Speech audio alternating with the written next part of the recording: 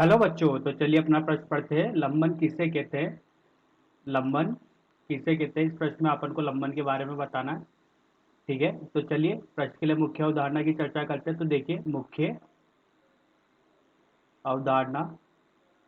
तो देखिए, अगर अपन यहाँ पर लंबन की बात करें तो देखिए लंबन क्या होता है। एक मापन की विधि होती है। ठीक है, मापन की क्या होती है? एक विधि होती है। सामान्यतः इस विधि का उपयोग अपन खगोलीय पिंडों की दूरी को नापने के लिए किया जाता है।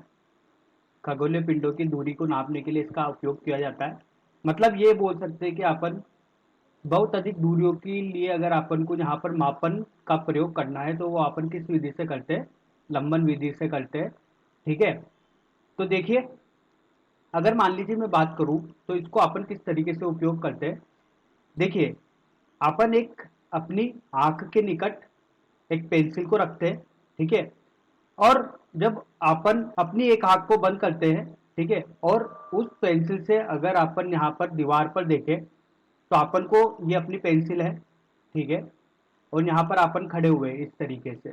ठीक है, अपन ने अपनी आंख के सामने जो है वो पेंसिल को रखा हुआ है कुछ इस तरीके से।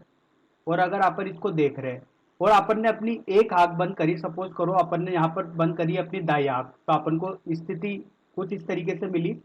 अब अपन ने यहाँ पर बंद करी बाई आंख को, तो अपनी कुछ स्थिति इस तरीके से मिली है। ठीक है, तो देखिए यहाँ पर ये जो इस तरीके का यहाँ पर अपन के पास ये वाला जो विस्थापन अपन को मिल रहा है, ये वाला ये विस्थापन ही अपन का क्या कहलाता है? यहाँ पर लंबन कहलाता है। ठीक है, तो देखिए एक स्थिति में अपन को ये स्थिति मिली है, दूसरी स्थिति में अपन को ये मिली है, तो ये दूरी क्या कहलाती है? अपन की डी कहलाती है।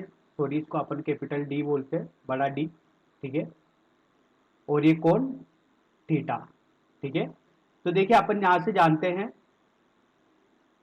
कोण बराबर होता है चाप बटे त्रिज्या के। तो यहाँ पर जो स्थिति बन रही है ये भी कुछ इस तरीके से बन रही है। ठीक है, ये जो स्थिति है ये थीटा अपन का यहाँ पर एक कोण बन रहा है। ठीक है, ये दोनों स्थिति के बीच का कोण थीटा बन रहा है। और यहाँ पर चाप क्या है अपन के पास? डी बटे डी। ठीक है, तो इस स्थिति से अपन क्या करते हैं, जैसे कि अपन की पृथ्वी से बहुत दूरी स्थिति पर अगर कोई खगोल या पिंडे तारे हैं, ठीक है, उनसे अपन यहाँ पर क्या कर सकते हैं? ये दूरियां माप सकते हैं। तो इसीलिए अपन लंबन विधि का प्रयोग करते हैं। इसको इंग्लिश में अपन पैरेलैक्स मेथड भी बोलते हैं। तो चलिए अब अपने प्रश्न के हल पे चलते हैं। ठीक है, और देखते हैं कि लंबन किसे कहते हैं। तो चलिए लिख लेते हैं, आंख से भिन्न भिन्न दूरियों पर स्थित दो वस्तुओं को मिलाने वाली रेखा के लंबवत आंख को दाएं व बाएं हटाने से उन वस्तुओं के बीच होने वाले सापेक्ष विस्थापन, कौन सा विस्थापन? सापेक्ष विस्थापन को लंबन कहते हैं।